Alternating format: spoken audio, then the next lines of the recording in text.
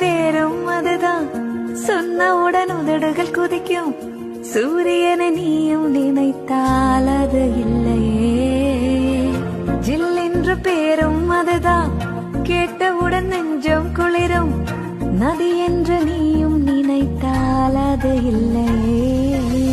சிலிர்க்க வைக்கும் தெய்வமில்லை, மிரள வைக்கும் மிருகமில்லை. ஒளி வட்ட தெரிந்தாலும் அது பட்ட பேரில்லை. என் பேரின் பின்னால் வரும் பேர் நான் சொல்லவா? உன் பேரே தெரியாது, உன்னை கூப்பிட முடியாது.